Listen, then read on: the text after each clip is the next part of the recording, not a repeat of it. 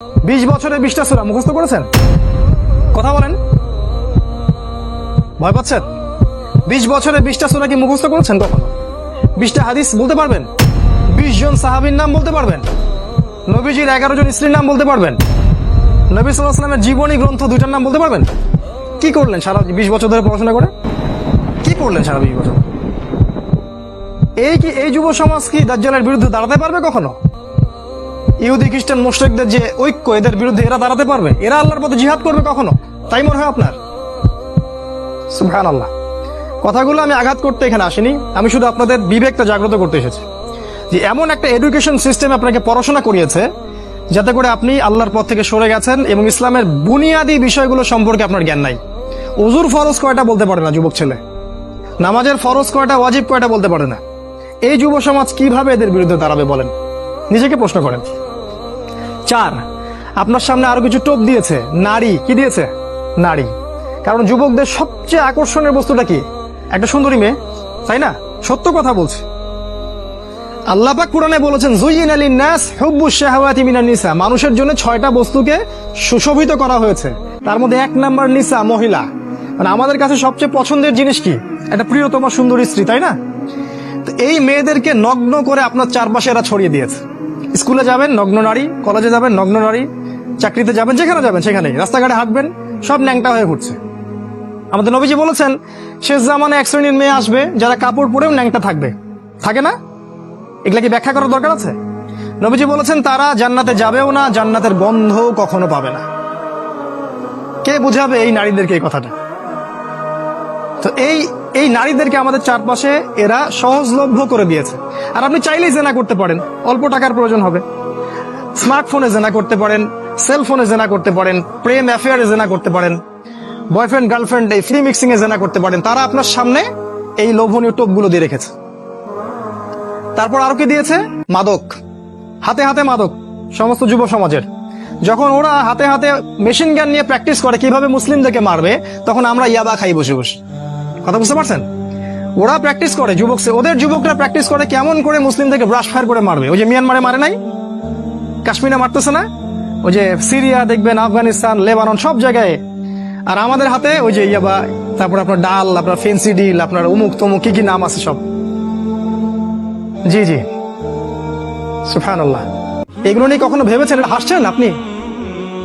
লজ্জা হওয়া উচিত আপনার, লজ্জা করা উচিত যে যখন তারা আমাদের বিরুদ্ধে ঐক্যবদ্ধ, তখন আমরা এই নারী, এই মদ, এগুলো নিয়ে ব্যস্ত আছি। আর যারা এদের পিতা মাতা, এরা সবচেয়ে অপদার্থ শ্রেণীর মানুষ এই পৃথিবীতে। এদের কবরে থাকা উচিত, এই পিতা মাতাদের কবরে থাকা উচিত। যারা পরিবারকে ইসলামী অনুশাসন অনুযায়ী জীবনযাপন করতে পারে না, ব্যর্থ হয়, খালি খাও, হাগো আর এই বিয়ে শাদী করার, বাচ্চা পয়দা করো, এদের দ্বারা এই পৃথিবীর কোন উন্নয়ন সম্ভব না। এদের দ্বারা মুসলিম উম্মাহ কেন, সমাজ, দেশ, জাতি কিছুই পাবে না। এরা আবর্জনা এই উম্মার জন্য। এরা মাটির তলে চলে যাওয়াই ভালো। এই মাদক দিয়ে আপনাকে তারা ব্যস্ত রেখেছে। আরো আপনাকে ব্যস্ত রেখেছে এরা মিডিয়া দিয়ে। সারাদিন দেখবেন চোখের সামনে নাচ গান, টিভি সিরিয়াল চলছে। জুয়া দিয়ে, এই যে এখন স্মার্টফোন দিয়ে, সারাদিন স্মার্টফোন, এক একটা স্মার্টফোন একটা জগৎ, একটা স্মার্টফোন একটা জগৎ। এটা আপনার চিন্তার শক্তিটা নষ্ট করে দিয়েছে। ঠান্ডা মাথায় আপনি এখন চিন্তা করতে পারবেন না, আপনার মাথা এখন পাজলড। ইউটিউব দিয়ে, ফেসবুকিং দিয়ে, জেনা দিয়ে, মদ দিয়ে, এই সব কিছু দিয়ে তারা আপনাকে ব্যস্ত রেখেছে। এর ফলে কি হয়েছে জানেন? এর ফলে দাজ্জালের ওই উদ্দেশ্যটা সফল হয়েছে। কোনটা? দাজ্জাল চেয়েছিল, তার অনুসারীরা চেয়েছিল আপনার ভিতরের যে নূর আছে হৃদয়ের মধ্যে, কলবে ঈমান নূর, এটা যেন অন্ধকার এবং জুলুমাত দিয়ে প্রতিস্থাপিত হয়ে যায়। এখন আপনি আর চাইলেও দিনের জন্য চিন্তা করতে পারেন না। আপনার ভিতরে আল্লাহর জন্য কান্না আসে না, সেজদায় কাঁদতে পারেন না। আল্লাহর দিকে চোখ তুলে, আসমানের দিকে চোখ তুলে তাকাতে লজ্জা লাগে আপনার। মনে হয় যে আমি এত পাপী, কেমন করে তাকাবো? আপনি বুঝতে পারছেন আমার আমলনামা পাপে ভর্তি হয়ে যাচ্ছে। আপনার ভিতরের যে ইন্টারনাল যে হার্টটা ছিল, এটা করাপ্টেড হয়ে গেছে। এবং তারা এটাই চেয়েছিল যে আপনার ভিতরের নূর যেন নষ্ট হয়ে যায়। আল্লাহ পাক কোরআনে বলেছেন কদ আফলাহা মান যাক্কাহা, তারাই সফল যারা ভিতর থেকে পরিশুদ্ধ হয়েছে। ওয়া কদ খাবা মান দাসসাহা, সে ব্যক্তি ধ্বংস হয়ে গেছে যার অন্তরটা ধ্বংস হয়ে গেছে। আর এই প্রতিটা বিষয় দিয়ে তারা আপনার রূহটাকে নষ্ট করে দিয়েছে। দাজ্জালের অনুসারীরা আপনার রূহটাকে, আত্মাটাকে নষ্ট করে দিয়েছে। খেয়াল করে দেখবেন আপনার চোখ দিয়ে পানি আসে না। একটা অন্যায় পাশে দেখলে আপনার গায়ের রক্ত গরম হয়ে যায় না। উম্মার মানুষদেরকে যখন অন্যায়ভাবে হত্যা করা হচ্ছে, আপনার ভিতরে কোনো ফিলিংস জাগে না। আপনি খেয়াল করে দেখবেন যে আপনি ঘন্টার পর ঘন্টা পর্নোগ্রাফি দেখছেন, জিনা দেখছেন, 3x দেখছেন, কিন্তু আপনার ভিতরে কোনো ফিলিংস কাজ করে না, মানে কোনো অনুশোচনা কাজ করে না, কারণ আপনার ভিতরটা নষ্ট করে দিয়েছে তারা।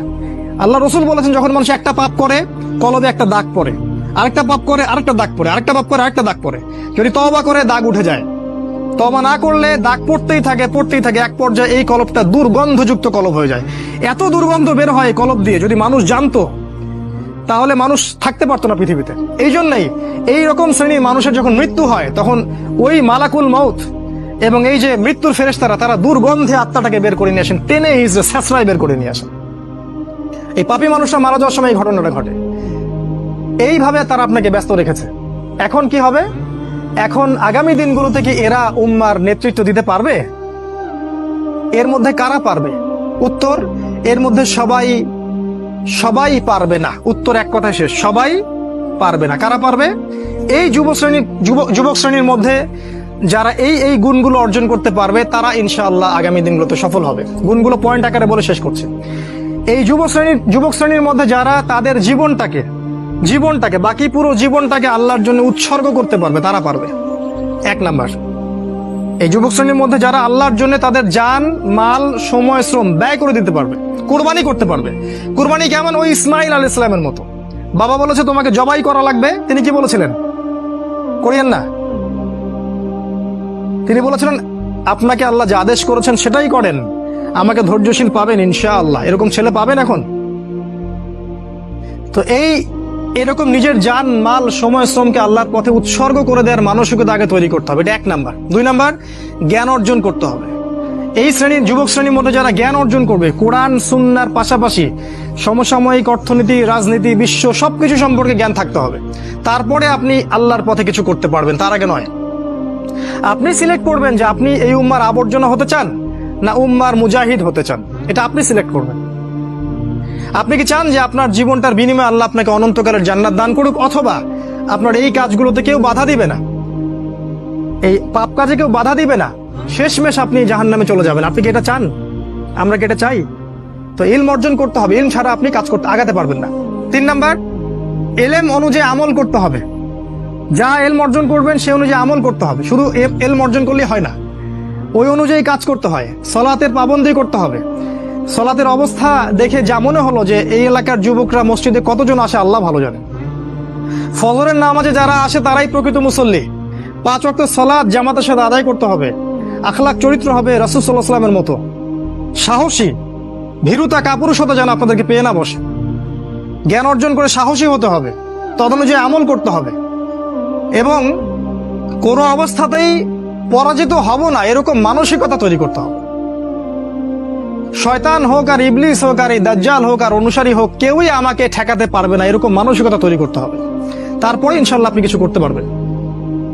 প্রতিটা ইবাদত বন্দেগীর ব্যাপারে সচেতন হওয়ার চেষ্টা করতে হবে, এটা হচ্ছে আপনার জানা অনুযায়ী আমল। 4 নাম্বার, আদর্শ পরিবার গঠন করতে হবে। জিনা বাদ দিয়ে ছেড়ে দিয়ে তওবা করে ফিরে আসেন, বাবা মাকে বলেন যে আমাকে বিয়ে দিন। আর বাবা মার উচিত তাদের বিয়েটা সহজ করে দেয়া। বিয়ে করুন, সংসার গঠন করুন, দিনদার নেককার ছেলে মেয়েদেরকে বিয়ে করুন এবং সুসন্তান জন্ম দিন, তাদেরকে আল্লাহর পথে দায়ী মুজাহিদ হিসেবে তৈরি করুন।